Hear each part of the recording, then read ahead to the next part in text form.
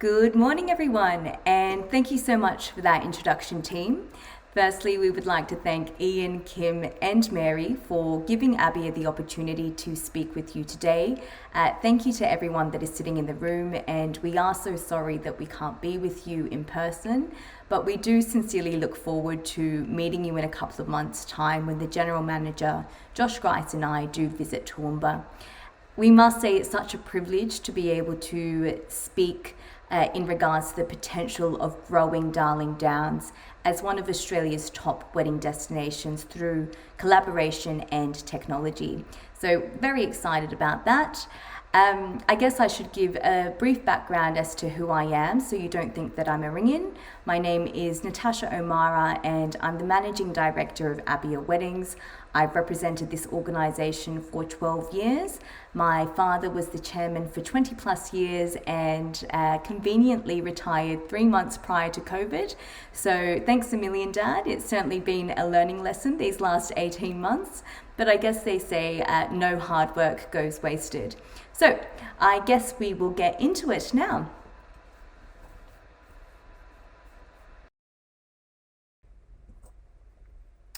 So, who is ABIA? Our darling Mary Reid, I think, explained ABIA Awards so well just before, so I think I might have to be putting her on the payroll, which is fine. But ABIA was also established for the purpose of regulating a free-for-all wedding marketplace. We are often described as the TripAdvisor of the wedding industry. We have nearly 30,000 married couples registered with ABIA each year, which are invited to rate and review their wedding vendors in 4 areas of their business. These business ratings have grown to nearly 500,000, with hundreds more added each day, making ABIA the largest and most credible wedding review platform in Australia. ABIA has further evolved into a brand that not only provides wedding businesses and regions with recognition, we collect verified data and survey responses which represent the Australian wedding industry to give this marketplace more credence. And recently during COVID, we were able to build contacts in various governments to give a voice to the voiceless wedding businesses impacted by the pandemic. Now, before we head on to our 3 main points today, it's really important to outline why weddings need to be protected and nurtured. Weddings play a pivotal role in the societal fabric of Australia, symbolic of our country's foundation, that is family, celebration, community and friends. These factors represent the multicultural, creative and young country that we are. And since COVID, people really want something to look forward to and celebrate, as opposed to only watching weird, TikTok videos every day and daily press conferences. But let's be honest, I know what you all want to hear is how can you bring more revenue to your area via weddings, because money does talk. So speaking of money, the Australian wedding industry contributes $7.25 billion to our country's economy. This includes the actual wedding day, in addition to interstate and international guests attending the wedding. So we're talking accommodation, flights and food, etc. But based on ABIA's own data, on average, a wedding attracts 99 guests to the event.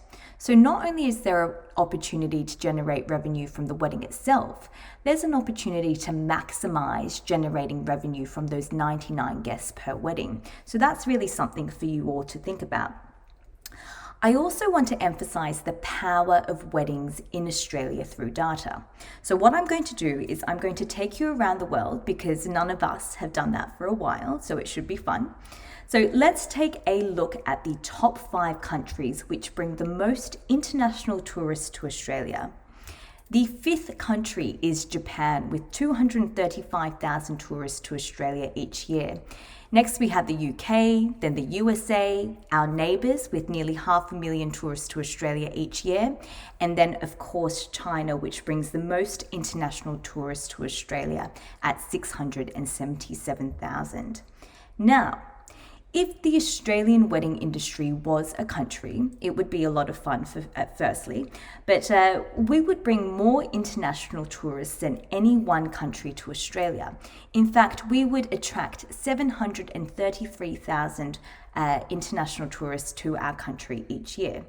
This type of data, along with the $7.25 billion figure, is really powerful if you use it correctly. So that's something to really sit with. I guess we should now move on to our 3 points of discussion today. So first, we are discussing the value in creating a regional wedding strategy. Second, the power of wedding collaboration and its 4 C's. And thirdly, the marriage between technology and weddings. The value in creating a regional strategy to increase weddings and wedding tourism in a local market seems pretty obvious. Yet, very few regions across Australia invest time in the process, and even fewer successfully execute the strategy and achieve the outcomes that they set to achieve. Executing a great strategy, as proven by successful wedding regions across the country, do result in the following key benefits. High yield is maximising your return over a short period of time. Put simply, due to the nature of the event, wedding couples are less concerned with the cost of services and place paramount importance on the quality of the event instead. Remember, your target market of weddings is the millennial. This generation is a generation of I want it, and I want it now regardless of the cost, which I guess is a wonderful target market to have. Another great benefit is the fact that there's few economic leakages. To put simply, a majority of wedding-related expenditures directly benefit your local economy.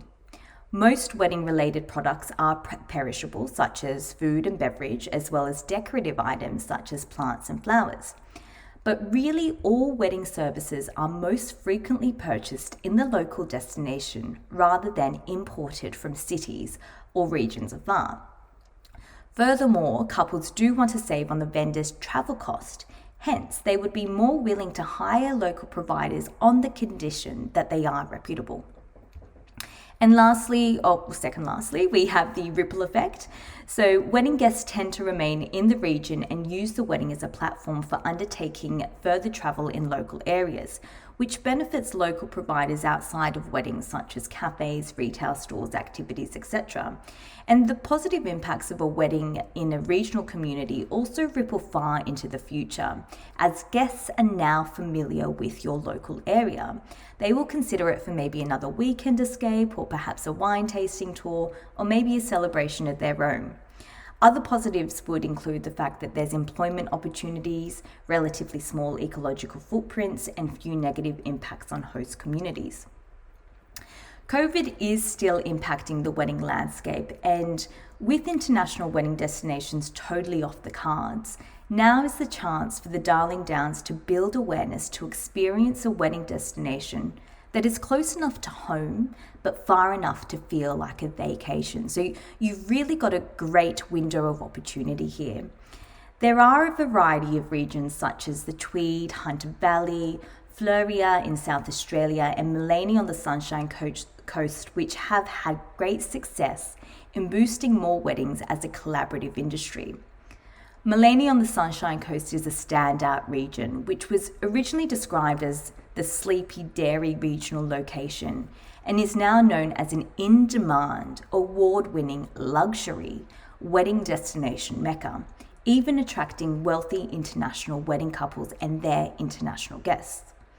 We need to really remember that there is no cookie cutter formula to a strategy, as each region offers a different experience and may attract different target markets as well.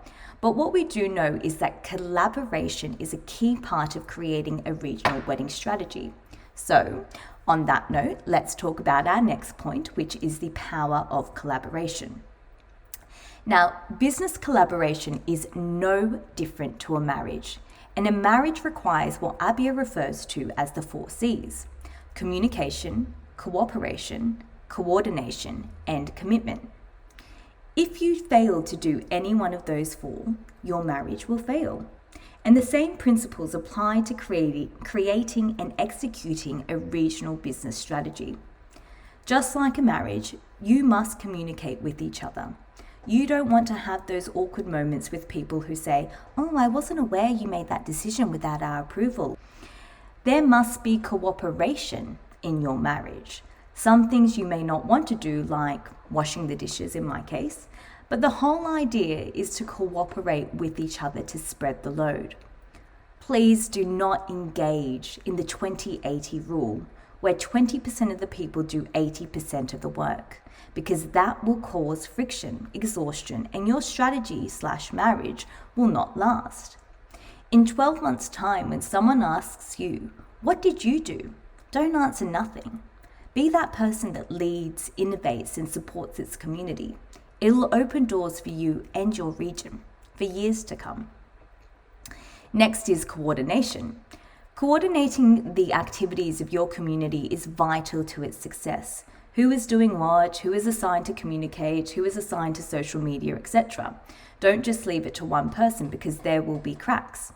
If you get your communication, your cooperation, your coordination right, you can then get the most important C of them right, which is commitment. Then voila, you're on the road to a successful wedding destination. If you fail in any of those 1Cs, that's when the union could fall apart. If something isn't working, don't try harder to make it work. Make changes, even if it's a slight little change.